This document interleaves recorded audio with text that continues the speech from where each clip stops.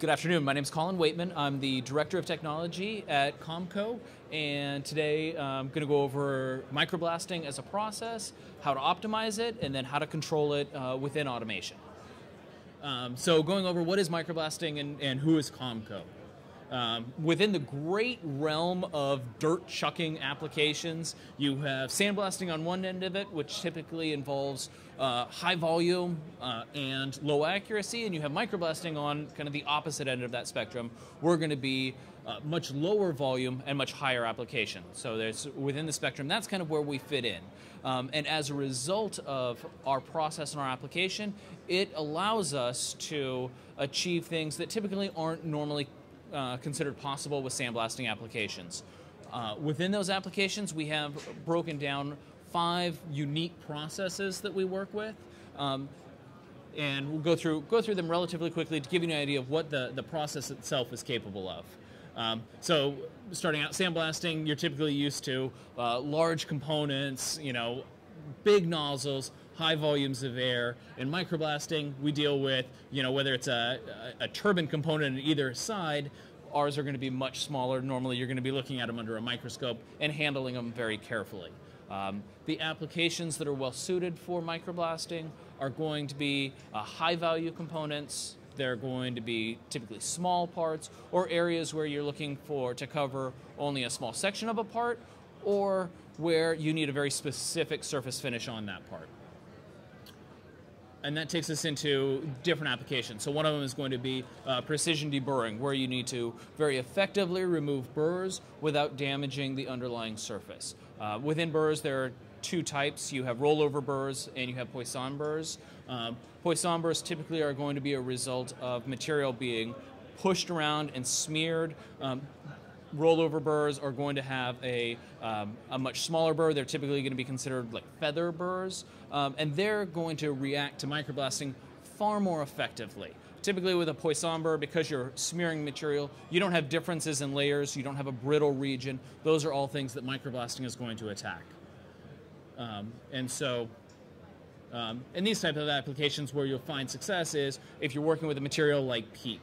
If you're working with a grinding area, as long as you're not grinding too fast and pushing too hard, you can effectively deburr them with microblasting. Or in an application like a hypodermic needle, where you need to remove just a small section of the burr without damaging any of the cutting surfaces on the rest of the device. Second application is controlled erosion. Controlled erosion encompasses any type of process where you have a homogeneous material and you need to remove a portion of that. Drilling into silicon wafers would be an application of this.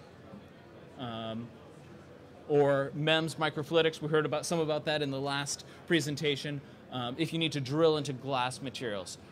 Microblasting works anytime you have hard brittle materials and you need to very accurately remove a layer or cut through them. Normally, if we're removing material, you can hold tolerances as tight as about half a micron. And so that's where the process of low volume, high accuracy really comes into play with these applications.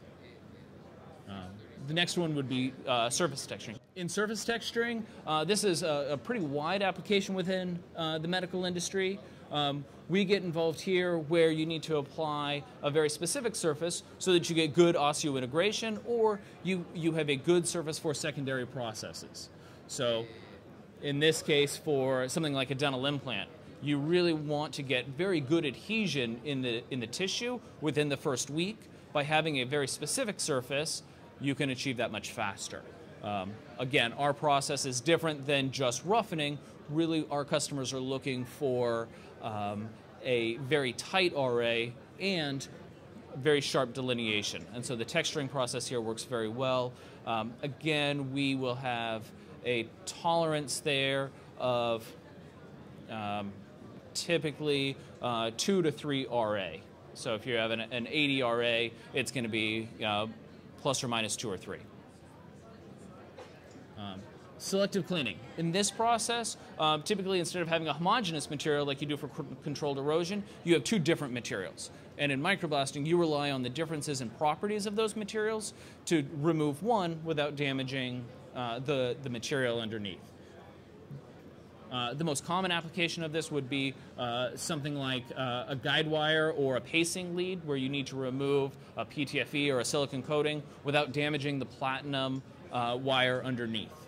And so microblasting will very quickly attack the silicon layer or silicone layer without damaging platinum. Also in things like removing conformal coatings. Remove the conformal coating very quickly, selectively, without damaging the underlying board. And then the fifth would be shot peening. And in a shot peening application, we're actually using the process to create a compressive layer on the top surface of the material to strengthen it. We're seeing more and more of this in the medical industry for devices that they're trying to make smaller and lighter and kind of less obtrusive. More so kind of the orthopedics or the spine type regions where you're going to have larger components. So in there, we also see quite a bit in other, I mean, it really originated out of the aerospace and automotive industry, because in those cases, fuel efficiency is tied to weight, and anything you can do to make a part lighter and improve the life of it makes it better. So those are the 5 applications that, or the 5 processes that we typically break our technology into. The second step is then, once you've defined your process, how do you control it? And within all of microblasting, there are 3 basic parameters that you have to control, and they will all fold into these. You have the type of abrasive. Are you using a harsh cutting abrasive like aluminum oxide? Are you using something much softer like a plastic media or a sodium bicarbonate? How much of, and also you tie it into that, what size of the abrasive, what size the abrasive is, larger versus finer. How much of that abrasive you're using, and also how fast that abrasive is going. And you can, within your process, you can control it very accurately as long as you're able to control these 3 components of it. So we go into type of abrasive. The type of abrasive will impact kind of how fast you're removing materials, or kind of what that surface finish is left behind. Larger abrasives will leave a much rougher surface, or higher RA, but there are going to be fewer peaks and valleys, and so you really have to understand the surface finish and select the right abrasive to get the desired results. You also, in selecting the right abrasive, you can choose a material that is water soluble versus one that isn't, or something that's going to have a peening characteristic so that you're merely striking the surface and leaving craters instead of actually removing material. So the 3 major components of that, again, are the size of the abrasive you're using, its hardness or its chemical properties, and its shape, whether you're using something that is spherical or angular. Second major component is going to be the velocity of the abrasive. Velocity of the abrasive is directly tied to how much energy that abrasive is carrying. So again, higher particle velocities will leave rougher surface finishes. And the result there is actually pretty linear. So as you add more velocity, you're going to add roughness at an equal level. This is probably the hardest to measure, but we've found that blast pressure, as long as you're keeping all other factors equal, is a pretty good approximation. And then it's also going to be very dependent on the machine design, because all of the properties of the machine out to the nozzle are going to impact how fast that abrasive is traveling when it leaves the nozzle. So the factors that are going to impact you are going to be blast pressure. Higher blast pressure is going to give faster particle velocities. Stream density, how much abrasive do you have coming out of the nozzle? The more abrasive you put in the nozzle, the slower all of that abrasive is going to be going, because you're relying on the relationship between the air hitting, or whatever gas you're using, hitting the back of the abrasive to get it to move faster. The less air you have, the slower everything is going to be going, which also holds true for nozzle design. The larger the nozzle you're using, the more air that's in it, the faster the abrasive is going to be traveling. One interesting one is, because the abrasive accelerates more slowly than air, it continues to accelerate even after it leaves the nozzle, because you have this airstream that's traveling just under the speed of sound, and abrasive that's traveling much slower, and it will continue to accelerate that air out to about 2 inches, and once you get the abrasive accelerated, it will hold that velocity much longer than the air will. So you don't need to be, for our process, you don't necessarily need to be right on top of your surface. to get the fastest removal rate, you can back it off and it'll actually improve the efficiency of your process. And this goes back to my earlier comment about velocity and roughness. And you can see for each of these, we've plotted velocity in meters per second versus the RA in both microinches and microns. And you can see that for different particle sizes, and maybe difficult to read there, but each line represents a different abrasive size. As you increase velocity, you increase roughness. What this allows you to do is you can choose a finer or a rougher, a coarser abrasive, and still get the same result simply by varying some of the other aspects of the process. Third major component is going to be quantity of abrasive, how much is in the abrasive stream. One of the most interesting aspects of this is it's not a factor in roughness. The more you blast apart, it will not make the surface rougher or smoother.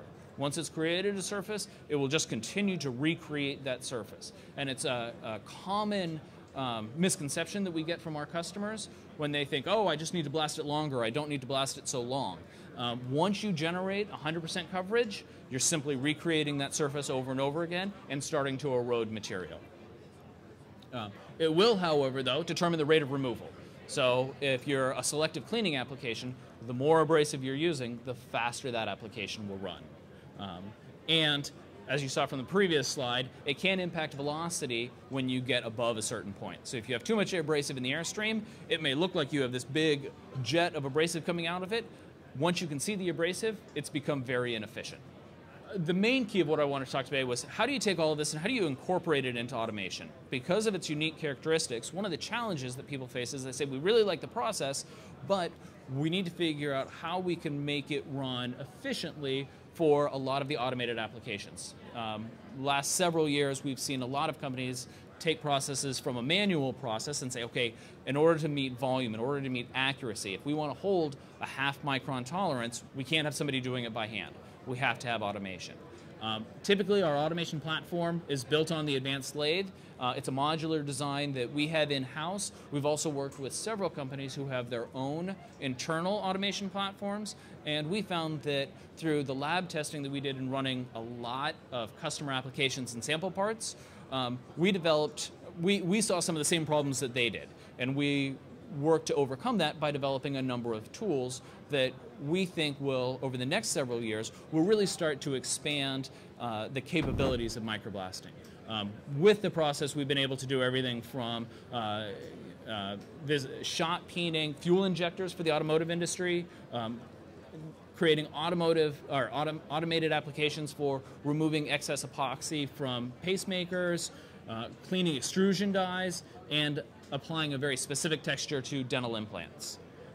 Some of the tools that have been created as part of that process, the first one is we spent a lot of time working with nozzle alignment. Because you have a very accurate abrasive stream, you need to be able to position that very carefully to make sure that you're treating the part you want and you're missing the part you don't. So setting up the nozzles is very difficult. What we did is we created a laser that ties directly into our blast nozzles, screws onto the back of them, and puts a dot on your part right where your abrasive stream will target. So it makes setting up automation much easier. It's good. So the big thing on here is it eliminates what we typically use, which is a lot of pin gauge to line things up. This is the way we used to do everything with pin gauges, and now what we found is with the nozzle alignment laser, we have two more free hands, we can program, we can watch it, and we don't have to worry about constantly crashing the part or the tooling into each other with misalignment. Second major improvement we've made is a system that we call AutoFill. One of the challenges that we have is typically when people think of sandblasting, they think of large systems, recirculating abrasive, and just kind of pumping large amounts through. When they see our machine, kind of the small accuracy, they look at that and say, okay, it's great, but where does all the abrasive go? And how do we get it in there? And if we're going to run a process overnight or we're going to run high volumes, we need some way to fill the system without having an operator stand there. So we developed the AutoFill to achieve this. What it does is it takes we have a level sensor in the tank now, and it's tied to a controller. In this case, we use the advanced lathe to do that. It could also be a customer's system controller. And it monitors the level of the abrasive in the tank. Once it reaches a customer settable low point, it triggers the system to say, okay, the next stop, pause the operation. It allows the system to refill from a large drum of abrasive. As soon as it's full, it tells the host controller, okay, I'm full, we're ready to blast again, and the process can continue. So now you've completely eliminated two things. One, you don't have an operator trying to watch the process. Two, you don't ever run out of abrasive mid-cycle. And three, you don't have the mess associated with trying to fill the tank of abrasive. It's all self-contained. We convey it pneumatically from the large drum here right into each of these tanks. And as you can see in this application, we have 4 different AccuFlows combined to the same drum of abrasive. So when abrasive needs to be, a new drum needs to be rolled in, it's very easy for the maintenance side to handle that aspect of it. Another one that we've developed is, as we've learned more about the impact that velocity has on our process for creating surface finishes, we decided that we really needed a tool to be able to measure velocity as it's leaving the nozzle, because that's really, from a customer point of view, that's what you care about. You don't care about what happens inside the machine as long as it runs, except for the process is what is the velocity of the abrasive as it impacts my part. We're currently working on, and this is something that's been ongoing, but a system that will optically measure the speed of the abrasive as it travels out of the nozzle. And it can be tied into the automation, it can be put in offline, but it will create a curve that shows you, okay, for these settings on the machine, this is what the velocity is that we're achieving. The advantage of this is it gives you much greater control machine to machine, especially in higher usage applications, to know that all of my systems are set up exactly the same.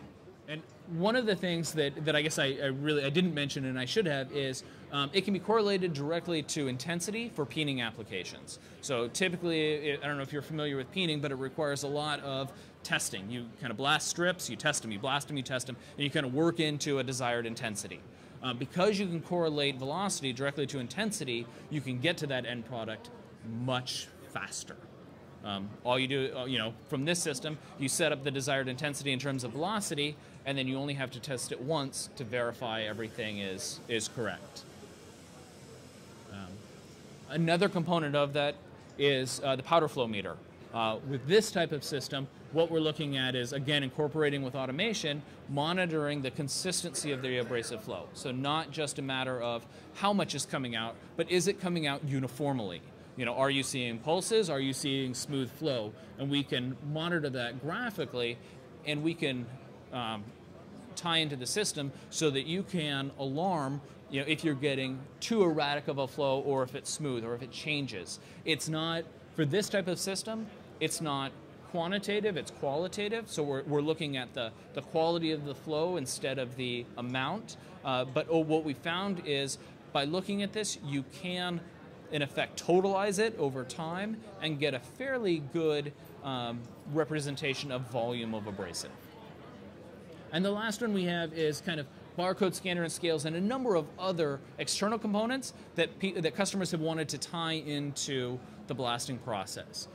In this case, we have, in efforts to take the operator out of the equation, a number of the microblasting processes now are tied into a barcode scanner to select programs, so the operator is not involved in that. It combines with what we call smart tooling to make sure that the right blast head and the right part tooling is loaded on the system. And taken one step further, we're also doing a lot of development now with customers that want to weigh their part. If it's a nitinol medical device, put the part on a scale and set the system to a specific amount of mass removal. And the system will automatically calculate that. And within the programming, it's able to go back in and check that again and say, okay, for the last 5 minutes of blasting, I removed X amount of material, and we want to get a little bit more than that. It will automatically calculate how many more cycles are required to get to that desired weight. So it really is going back to targeting specific end results as opposed to simply controlling the process. And then once you have all that information, one of the things that we've done in our automation is track that all with in the database, so you can go back and look at your process to make sure that it's all running very smoothly. And I guess in conclusion on this, really what we have looked at is saying with all of the sample parts we've run for customers, with the work that we've done, we've found that there are a number of areas where we want to expand the capabilities of microblasting, and that's been a perfect tool for us to take what we're frustrated with in the lab and develop a tool that can go out to our customers to help them with their applications. Most of these enhancements really come from things that we had wanted to see from our work.